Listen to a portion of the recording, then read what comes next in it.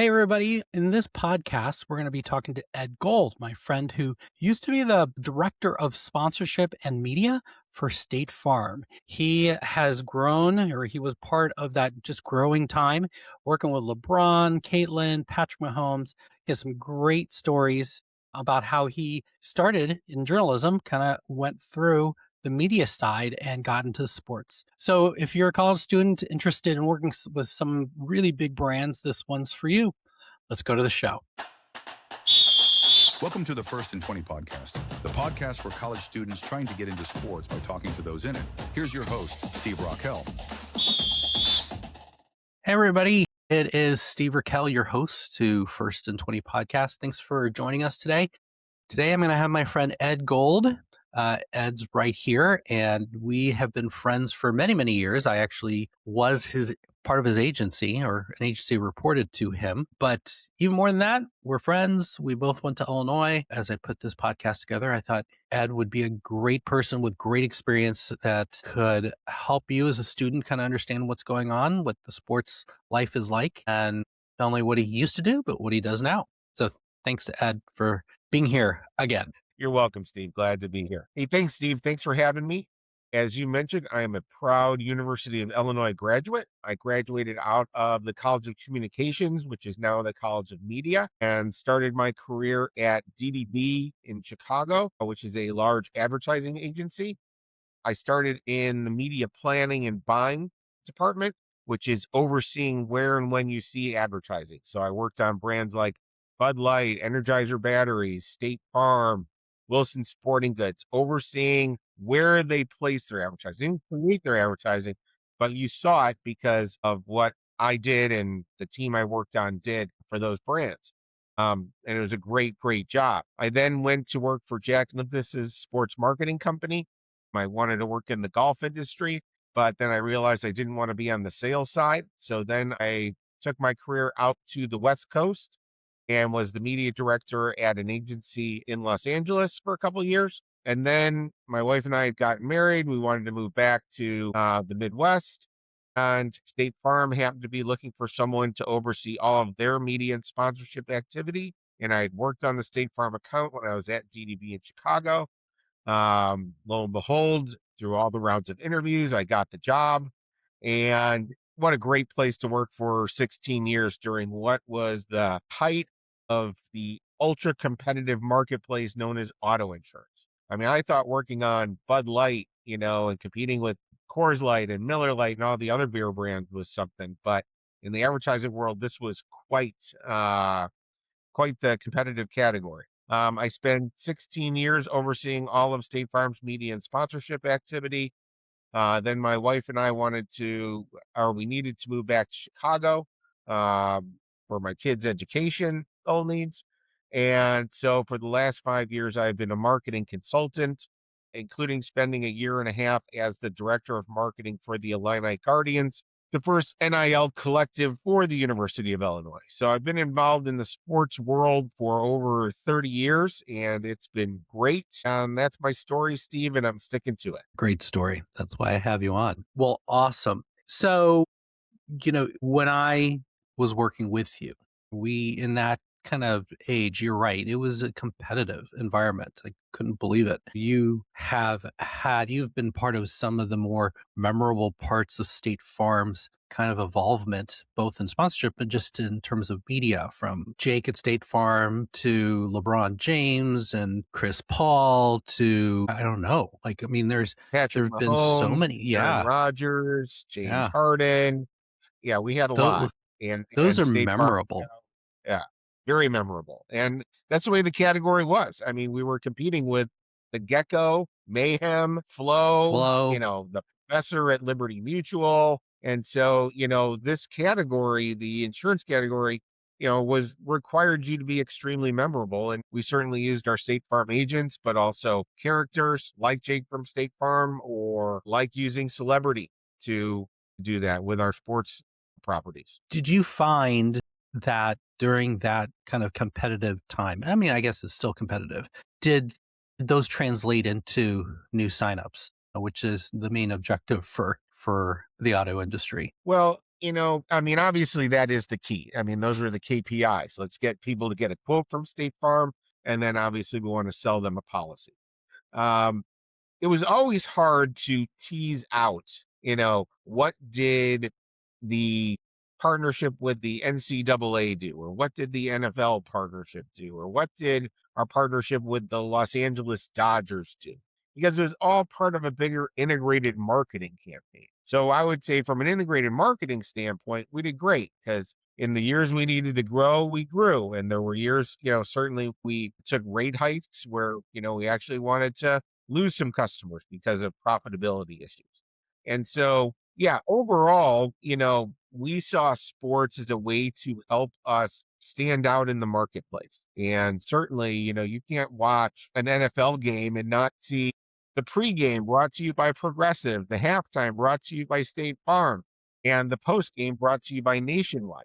That is real. That is a real thing going on in one of the broadcasters in the NFL games. It is a very competitive marketplace where everybody tried to find what they could help themselves stand out in this marketplace where,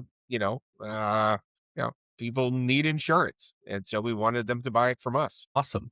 Now, as you had mentioned, you are in media, and that's kind of where you started into. That's a part of your expertise. You got into, in a sense, sports media as well. Knowing kind of we've moved from cable to these streaming services, and the options to watch all different types of sports have now gone from ESPN to Netflix and Amazon. It's a little crazy. Like, how would you say you look at the sports media environment? How do you think it's different, and how would you take a stab at it this year or this time around? Well, there's no doubt that the marketplace is very fractionalized.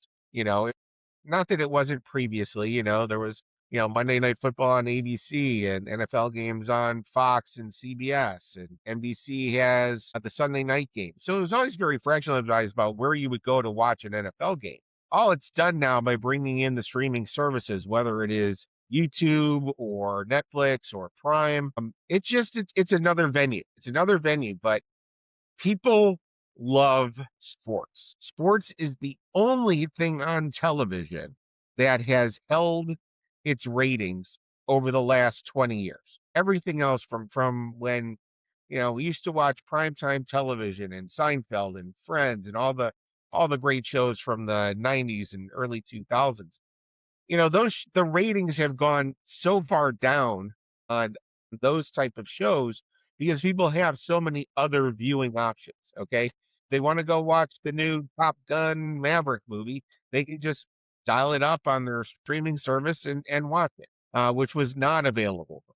But sports has been the one place that has held its audience. I mean, you still have 15 to 20 million people watching an average NFL game. You know, I think the Thanksgiving game, one of them did over, 50 million. And obviously the Super Bowl does over 100 million. And so sports is the one place that people want to, continue to talk about. I mean, all we were doing was talking about, the Chicago Bears this morning because of the great game on Saturday night with the win over the Green Bay Packers. It is still something that brings us together. And certainly sports betting has helped that too, because there's now a second level of legal interest in watching sports. But I think the other part is that it's been very fractionalized, not just by where it's broadcast, but the different ways you can interact with content. All of the social media that is available out there, that of highlights of other websites, of content creators, everything else out there has created this mass environment beyond what it was before. And it's different ways that you can then, from an advertiser standpoint, interact with the customer or put your brand out there with the customer for them to show that you're supporting something that they love. All right. Good stuff there. So I'm going to kind of tap back into State Farm for the next couple of questions because it's such a big part of yours and my relationship. Overseeing sports media and sponsorships. How would you say you evaluated what made sense for State Farm as a sponsor? being a sponsor? Well, I think we looked at all the different elements that could help create that overall brand awareness for State Farm. I mean, certainly we were, in this ultra competitive marketplace. State Farm was already the leader in the auto insurance industry for the last 70 plus years, when I was there, and now it's somewhere of 80 plus years. And so State Farm's been the number one brand out there, and we wanted to keep the State Farm name out there because Geico and Progressive were spending ridiculous amounts of money in advertising, both across sports and non-sports and other venues. So we saw sports as a way to generate high reach and awareness for our brand and keep our brand out there in different types of ways. So the one thing that we've got into in a big way besides just advertising on the shows is, we went the stadium signage route. I wanted, outfield wall signs at most of the Major League Baseball parks. We created the behind the backboard sign that you see in most NBA teams and 80 some different colleges and universities across the country. That sign is iconic because you can't watch a highlight of any of those sports and basically not see the State Farm sign, and that's not even counted. That's just those impressions are like above and beyond. So we looked for things that would drive awareness because that's what we felt was the best use of sports. Yeah, it would be great if we could get people to sign up for State Farm, but that's not the way State Farm works. You're not watching a game and deciding, "Oh, I'm going to buy insurance right now." You have a need and then you decide you need to buy insurance. But we wanted State Farm to be on your mind when you're doing your Google search going, which auto insurance company should I shop? And you see State Farm and I'm like, or you should be like, hey, yeah, I need to get a quote from State Farm. And so the goal was very awareness driving, but we also used it very strategically by how we aligned all of the different sports that we were involved in. And so, whether that was target audience, whether that was reaching multiple multicultural audiences. And so we really took a very strategic way of looking at this from a brand awareness, brand consideration standpoint. So when you were looking at evaluating these things, right? You just kind of walked through kind of how you valued them. When you go practically into the negotiation, said, "Hey, we want to do a partnership with, some sport, right? Let's just say it's NASCAR. What are the elements? Can you explain what elements do you try to negotiate to maximize not only the amount that you pay, but the value that you pay, but also the exposure that you want?" Yeah, I mean, we looked at it as it's like there's a triangle. Okay, it's like a triangle, not like the Chicago Bulls offense from the 90s, but this was the triangle of sports sponsorship. And the triangle is media, team partnerships, league partnerships. And what you had to decide across all that is what were the important elements and which do I need to make my sponsorship stand out in the marketplace. Certainly, most things start from the media side of things, okay? Because you want to get people to see your advertising. Now, whether you're utilizing assets from the team or not, you still need to get your brand out there. So media is a big portion. There we would create partnerships with ABC, NBC, CBS, Fox, whoever, ESPN, whoever it was that we needed to create the media partnership with. Then, if we knew we wanted additional awareness out there, we wanted to get our brand out there in a bigger way, we knew we needed some team assets. And those team assets would primarily be the stadium signage because the teams own the stadium signage. That's their inventory. It's not sold by anybody else but the team. And so we decided we wanted to have stadium signage because that would create more awareness for our brand in the way it's picked up on TV broadcasts and in news broadcasts and in other highlights. And so that was a big portion. And then we decided if we needed a league partnership. And sometimes you want a league partnership because you want to be involved in something even bigger than just everyday games, but you want to create State Farm All-Star Saturday Night with the NBA, where State Farm is this big partner over the whole All-Star weekend. And that required an NBA partnership.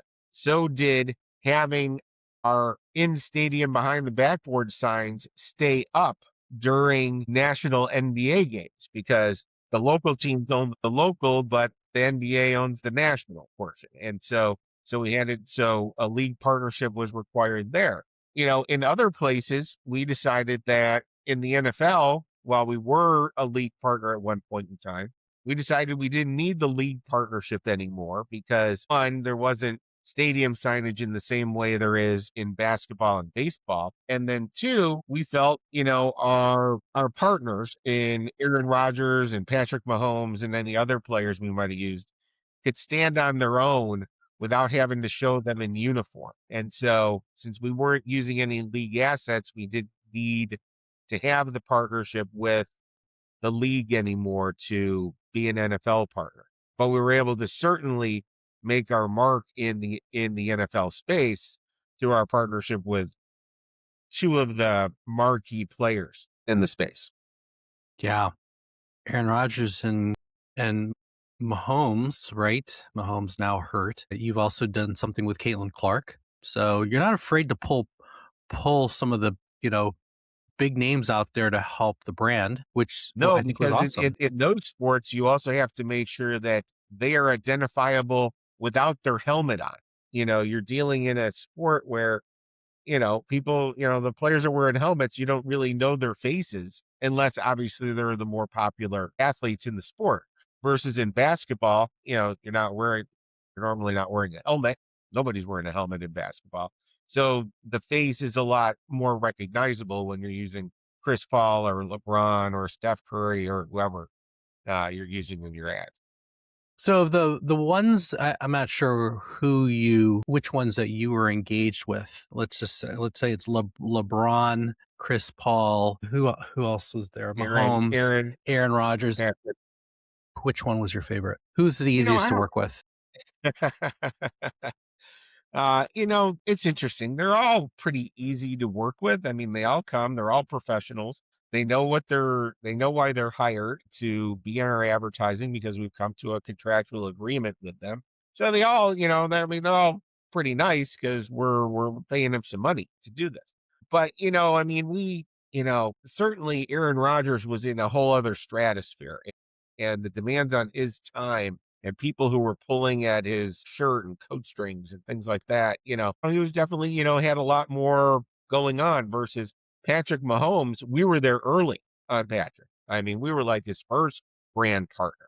And so he was just a really genuine guy. Same thing with Chris Paul, just a genuine guy. I mean, he brought his kids on the commercial shoots. I mean, so it was, they're all pretty good. And that is something that you need to, if you get into this industry, it's something that you need to look at. You need to look at the person themselves when you decide you want them to help represent your brand. Because if they do something wrong, and aren't on the up and up anymore, that not only affects them, but it affects you as one of their brand partners. I mean, I remember the time LeBron, who's a great partner, by the way. LeBron's a fantastic partner, but he's a person too. And at one point in time, I guess he was watching TV and he saw the flow from progressive commercials and he really thought they were funny. And he tweeted about them and saying, "Hey, aren't those progressive commercials funny?"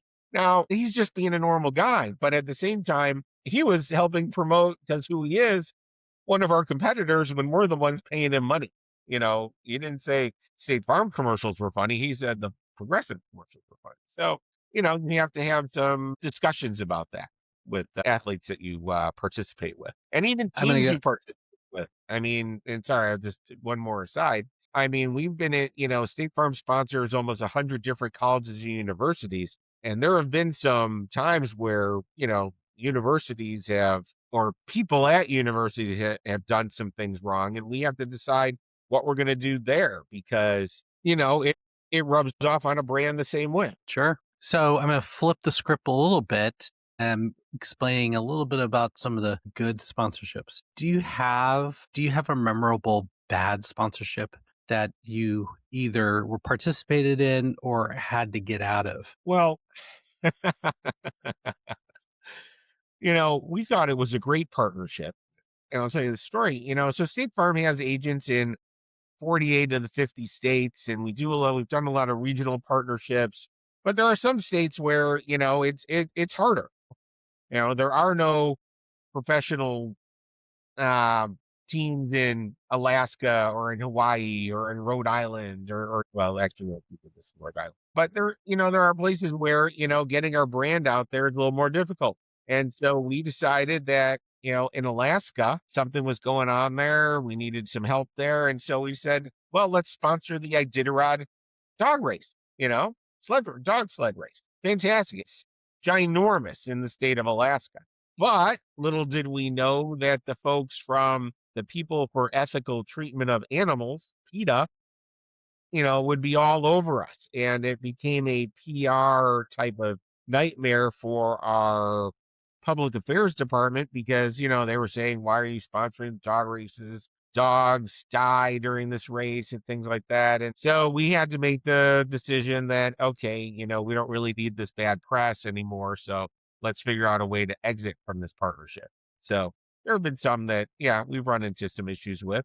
Others, like I was mentioning, we sponsored Penn State, the college. And, they went through some troubles with some of their coaches who did some not so great things. And then we had to decide what we were going to do there because this wasn't anything about Penn State alumni. This is like we still want to reach them. We will still want to talk to fans of Penn State. They didn't do anything wrong type people, but obviously Penn State did. So we decided that we would put a pause on our advertising there, and take some time off from the partnership, but then, came back because, Penn State alumni and Penn State students are who we want to be, State Farm insurance policyholders. Yeah, boy, two really good examples. So thank you. So if, you're in your office, you consult now, if a major brand came in to you, I'm making this up. If they came in and said, "Hey, Ed, we really kind of want to get in the sports space. Can you tell us like what sports you would get involved in today?" What would you tell them? What are the sports or sports scenes or activations that you feel like people or that are pretty hot right now? Well, there's what's pretty hot, and then and I have to take a step back, and there's what's right for your brand and what's right for the audience you want to go after. State Farm was involved in Major League Baseball, and we still had involvement there, but it used to be the State Farm Home Run Derby. But then, we reevaluated things and we said, hey, something? The audience of baseball is a little bit old. We need to be reaching a younger audience. So we dropped Major League Baseball and went to the NBA because the NBA was younger, it had a younger audience, more multicultural, and fit with the direction that we were going from a brand standpoint. And so the first thing you do when you think about it is who is your target audience? You don't just go sponsor a sport because this is hot. You need to make sure it's going to meet what your objectives are. If you want to reach a mass audience, you need to go into some of the bigger sports because the ratings are just bigger. The people viewing it is bigger. You go into the NBA, you go into the NFL, you go into Major League Baseball or hockey. These are the four major sports out there. Certainly in today's world, you also need to think about, well, if I'm going to go into the NBA, I should also be thinking about the WNBA. I should be thinking about, you should be thinking about the basketball audience, assuming that the audiences are pretty similar that are watching the WNBA, that are watching the NBA. But, as much as women's sports is on a rise right now, there's still a huge audience differential between who's watching the NBA and who's watching the WNBA. It is, 4, 5, 6 times larger with the NBA. So I think you need to, in today's world, I think you need to look at everything that's out there because there's so much more available. There's so many more outlets that a lot of sports can be put onto, whether it's Fubo or Flow Sports or, certainly all the ESPN networks. And so it really, from my standpoint, it just comes back to who you're trying to reach. And then you try to figure out which sports do it best. And then, you need to think across everything out there because it is a question about a do I need to sponsor a sport or can I do this all through online social media where I sponsor all the highlights of NBA stuff that's out there? or I partner with some influencers in the NBA space or in, the League of Legends space or whatever it is. And so it's hard to say, hey, you should go here now because it really depends on the brand. You know, State Farm, totally different from Bud Light, which is totally different from another brand I just recently worked on, PhD Feminine Health. They're going to go a totally different way than State Farm would go. Oh, right. Wow. Definitely go in a different way, hopefully. Hopefully. Let's switch to things that are relevant, or I think some of these students who are looking to get into sport would probably want to know is what do you think some of the traits you need to have in order to be successful in sports today? What would you tell somebody? Well, I would say one, be a fan. Okay. Um, be a fan of sports overall. It's not just a fan of a league. You got to be a sports fan because sports is competing out there in marketplace. Each sport, each team is competing with every other team and every other sport out there. And so you need to have a bigger view of the marketplace than, hey, I want to go work for the Dallas Cowboys. Dallas Cowboys are great team, great franchise, but they participate in the bigger NFL world and they participate in the bigger what's happening in Dallas world, what's happening across the US relative to the NFL. And so I think you need to if you want to be involved in sports, you need to be a fan and you need to be able to understand why people attend games, why people watch games, why people listen to games, how people are interacting with the sport across all the different media out there, because there are so many more channels out there, and really be able to understand the overall dynamics in the marketplace. That's good advice. Good advice. If If you, I have to think about that. You've had 30 years in sport, more than 30 years in sports. You've done probably, arguably, some of the more memorable things, right? Just involved in them and attended things. When you think about your career, what do you think the proudest thing that you would take from your career to this point? Well, I mean, there's a lot of great things we've done. Or I did when I was at State Farm or with Bud Light back in the day or some other brands recently. But, the proudest thing is when you create something that wasn't there and that's now there and it does what you want it to do for your brand. When we created the behind the backboard signs in NBA and in college basketball, that was probably the thing that one of the things I'm most proud of, because we created something that wasn't there, created a media placement, a sponsorship placement, and it drove huge dividends for the brand. From what we paid for getting that space, because that space used to just be Spalding or whoever was, the basket manufacturer had that space. But we took that and created a way to put a pad or a sign over it, and that is something that I swear to God, it's like you can't even count the amount of impressions that those signs have, because of all of the, you have the, people are watching the game, people are watching news highlights, people are interacting with social media. It's just the amount of placements and the amount of awareness that those have driven and the value that they've driven relative to what we spent for them was just ridiculously ginormous. And so I'm pretty proud of that, because we took something that wasn't there, created an iconic placement for State Farm. It's not like anybody was really there before, so it's something we did, and I just love it. Every time I watch a highlight and I see the State Farm sign there, I'm like, that's pretty good. Now, if there's hopefully my goal is that college students wanting to get into sports, will listen to this and get inspiration. I guess I'll finish with this question.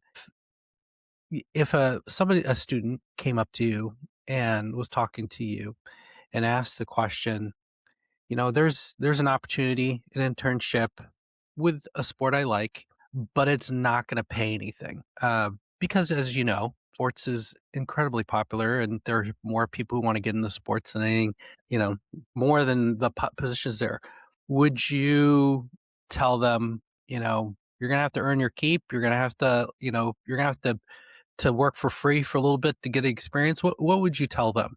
What do you think needs to happen? I would tell them 100% if they want to be involved in the sports industry, they need to get involved in the sports industry. As you just said, sport, from an athlete standpoint, moving from high school basketball player to college basketball player to NBA player is like, you're weaning everybody out so you get to like the top 0.0001% of the people. Everybody wants to work in sports. Anybody that's a sports fan wants to work in sports. That's why I went to go work in the golf industry because I was a golfer. I wanted to work in that industry and see what it was like. And so anything you can do any in the sports industry from an internship standpoint, paid or unpaid, is going to put you above the next person that doesn't have any experience. And so people, the sports teams have their choice of who they want to come work for them because everybody would like to work for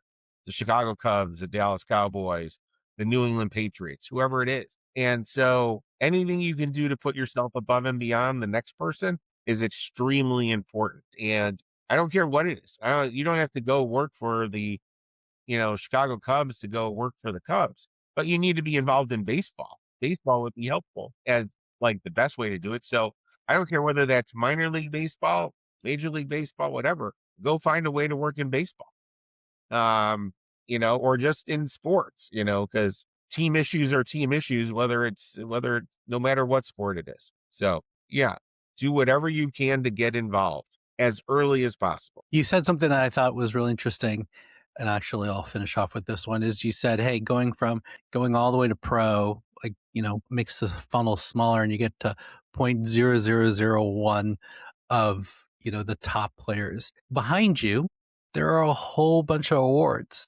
And I know, State Farm and you specifically have won some incredible awards to be recognized as one of the best brands out there. Which one of the awards back there do you feel like you're most proud to have received? The big crystal trophy there is the 2016 Sports Sponsor of the Year presented by Sports Business Journal. So this is, the award given out by your peers to the brand that really stands out in the sports marketplace. And so when you're competing against the Budweisers, the American Expresses, the Visas, the Chevrolets, the Toyotas, whoever it is in sports, and you're recognized as the leader, the brand sponsor of the year, that award really stands out because it really says, hey, we really built something special and unique, and especially for the insurance category